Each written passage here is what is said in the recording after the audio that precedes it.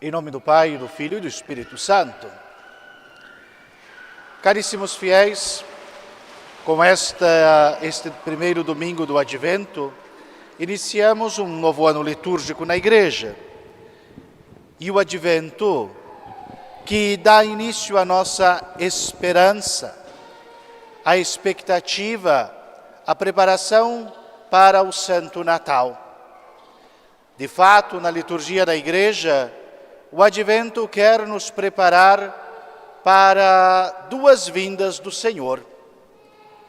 Nesses primeiros domingos, quando ainda estamos longe do Natal, quer nos lembrar daquela vinda definitiva, a segunda, quando o Senhor virá e consumará toda a história e levará a redenção à plenitude, dando-nos novo céu e nova terra. O tempo da ressurreição, da vida eterna, a eternidade em Deus. Esta vinda que porá fim a todo o visível, a Igreja é testemunha. E de fato, se olharmos bem, nós vivemos um grande advento desta segunda vinda.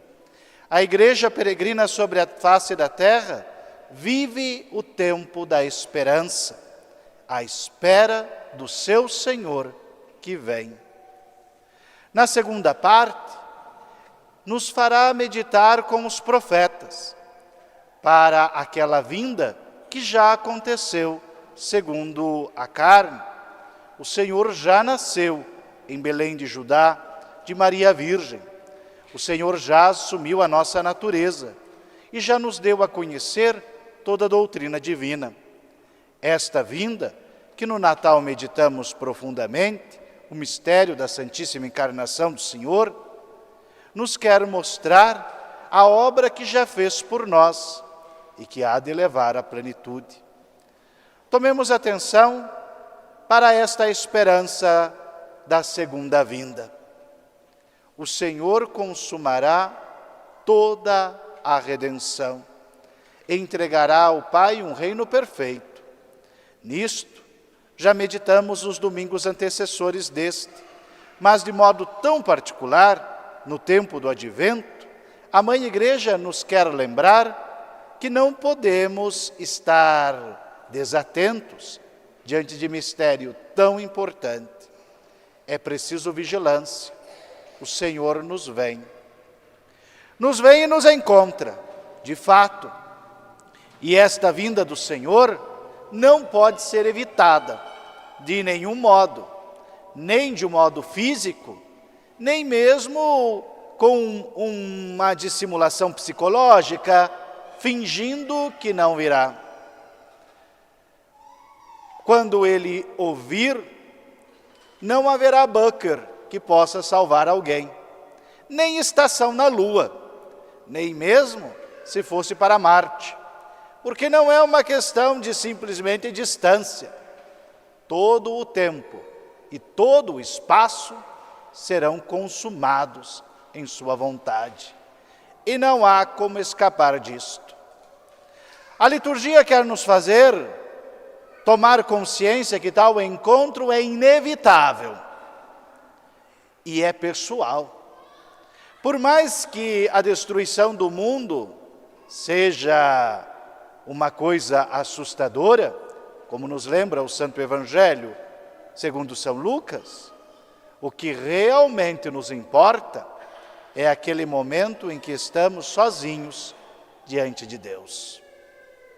Deus e eu, e nenhuma desculpa entre nós.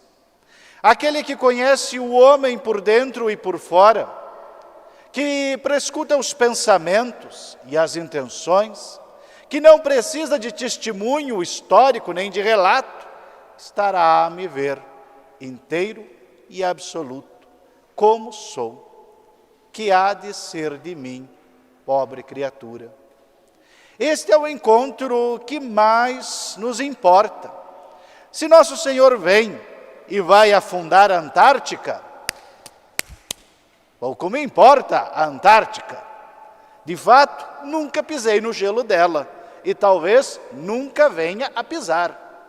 Se Nosso Senhor vier e inundar o Saara, a mim importa pouco o Saara. Nunca vi suas areias e provavelmente nunca verei.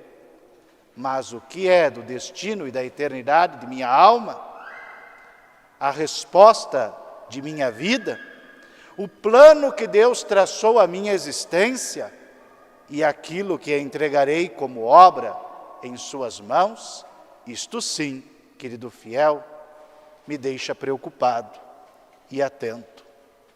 Isto é o que me leva, neste tempo do advento, a tomar consciência de que este mundo não é eterno, de que meus planos não são perfeitos, que minhas conquistas não podem me trazer a eternidade, a não ser que tudo isso esteja no querer de Deus e seja serviço a Ele. Olhemos cá, queridos fiéis, com atenção para este encontro derradeiro com o Senhor na consumação da história de nossas vidas, pelo menos das terrenas, pois há de nos dar, em sua misericórdia, a eterna e divina. Se passamos de fato a eternidade como bem-aventurança, hemos de entregar a Ele uma vida que lhe seja do agrado, uma vida que corresponda ao seu querer, ao seu mandamento, à sua vontade. Como o fazemos? Olhemos que o Senhor nos diz que quando tal coisa chegar, devemos nos levantar, devemos nos pôr em pé e levantar a cabeça. Bem, tivemos nele a graça do batismo. Nossa fronte foi ungida com o santo crisma. Não há por que conservar a cabeça abaixada, pois já nos deu a dignidade real. Mas se nos pede para levantar, é porque antes estávamos ajoelhados. De fato, quem passa esta vida de joelhos, há de ficar de pé no dia do Senhor. Quem passa a esta vida com a fronte inclinada em adoração, há de levantá-la no dia ditoso do Senhor. Mas aquele que passa por esta vida, todo dono de si, firme em suas pernas, inclinando o seu nariz, este, no dia do Senhor, cairá com o rosto por terra e se prostrará de um tombo, do qual não poderá mais levantar-se. Que muda de uma coisa para outra, duas realidades absolutamente distintas entre si. Cá, dos ajoelhados e inclinados, temos a virtude da humildade, mãe de tantos santos. Lá, nos empinados e pomposos, donos de si, a soberba, mãe de uma cria perversa. Ambas as coisas diferenciam o homem de um e de outro. E vejamos que o Senhor mesmo no Evangelho distingue um e outro. Aqueles que se apresentam na sua presença e dizem: Senhor, Senhor, comemos diante de ti, bebemos em vossa mesa, fizemos milagres e prodígios em teu nome, abre-nos a porta, Senhor. A este, Cristo responde: afastai-vos de mim, malditos. Não vos conheço. A outros, é Cristo quem chama: vinde para o reino de meu Pai, benditos, porque tive fome e me destes de comer, tive sede e me destes de beber, estava nu e me vestiste, estava doente e fostes me visitar. Estes responderão para o Senhor: desculpa, Senhor, acho que fez uma confusão. Está dando a recompensa à pessoa errada. nunca lhe vi com fome, nem com sede. De fato, Senhor, perdão, mas não fui eu quem lhe servi. E da boca do Cristo vem a sentença. Em verdade vos digo, quando fizestes isto ao menor dos meus, foi a mim que o fizeste. Em um e em outro, querido fiel, está a diferença da humildade e da soberba. Seja ela diante de uma sociedade, ou seja ela na vida interior e espiritual, ambas se manifestam com intensidade, tanto fora quanto dentro do homem, e distinguem o homem diante do Cristo.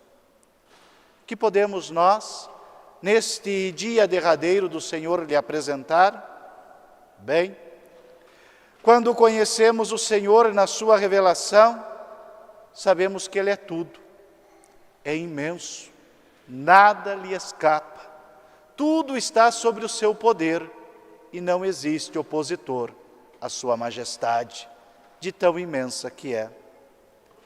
Quando nos vemos no mistério da redenção, o sabemos que não somos nada, que não podemos rogar para nós mesmos direito algum. Se existe algum bem em nós, foi Ele quem nos deu, não fomos nós que o criamos. Se existe alguma beleza em nós, é na sua misericórdia que recebemos, não floresceu de nossa própria condição.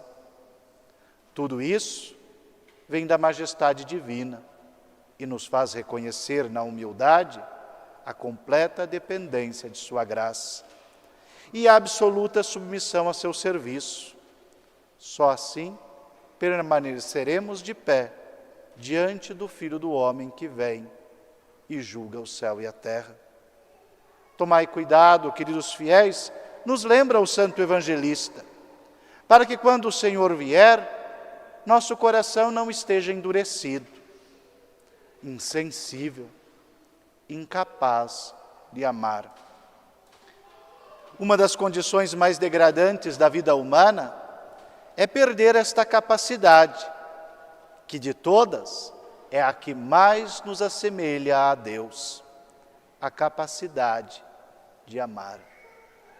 E não é difícil perceber que algumas condições de vida tão degradantes arrancam do homem a capacidade de amar. Se distrai demais com os deveres da vida terrena, que por si são justos, mas se tomados como fim do homem, tornam-se perversos usurpadores da dignidade e do direito divino.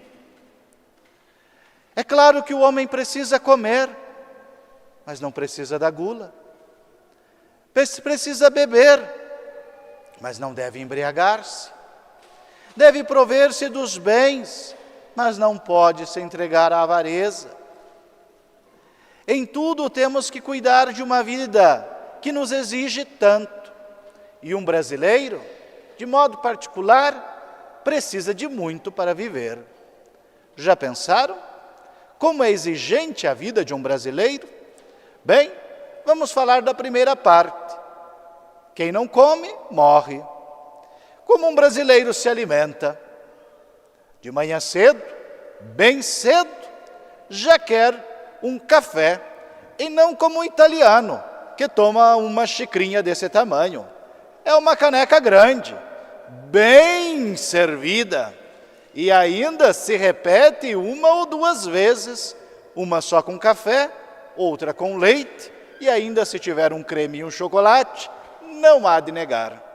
Depois, não toma um biscoitinho ou um croissant como um francês, mas quer uma bela fatia de pão, de broa, e ali se deita um doce de leite, uma manteiga, uma goiabada, uma marmelada, um queijinho. Tudo isso vai muito bem no café da manhã de um brasileiro. Depois um pãozinho de queijo e, quem sabe, antes de sair, um biscoitinho. Se são aqueles mais saudáveis, vão querer um mamão picado, uma granola, um pouquinho de iogurte, etc. Um café da manhã no Brasil exige muito trabalho. é difícil. Lá pelas 9 horas da manhã, o brasileiro já está com fome de novo. Nada como parar para um cafezinho um pouquinho mais curto, é claro, não como aquele primeiro. E é claro, um biscoito, um pão de queijo, uma fatia de bolo, algo que acompanha bem a metade da manhã. Ao meio-dia ou nas suas proximidades, o brasileiro já está faminto. Vai querer um generoso e bem servido almoço. Nada menos do que um bom arroz, feijão, carne de frango, de boi, de porco, de ovelha, uma polenta na chapa, ou quem sabe uma batata uma batata frita, um ovo bem frito, claro, muitas verduras cozidas e naturais.